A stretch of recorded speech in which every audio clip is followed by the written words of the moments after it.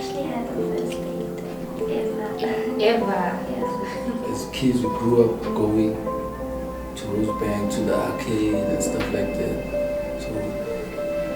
So I used to always see this restaurant from like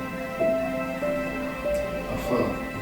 And I was like, yeah, when I grow up one day, bring my girl to this restaurant. And it happened.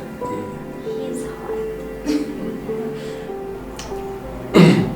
She takes good care of me, she's hands-on. And she takes good care of our kids. She's a good mother. And yeah, couldn't ask for more, I think Avery has a bit of both of us because he's shy, like we are, and yeah, but he has more of his dad's personality. Yeah. And then Logan has his dad's personality, I think. Yeah. Okay. Logan has a personality. Yeah, because Logan is quiet, but he's smart.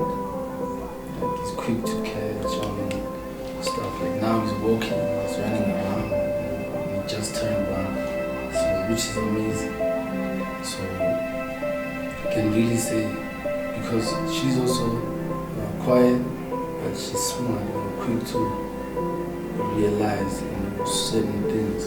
So I think Logan is like that. He's also focused. How many more?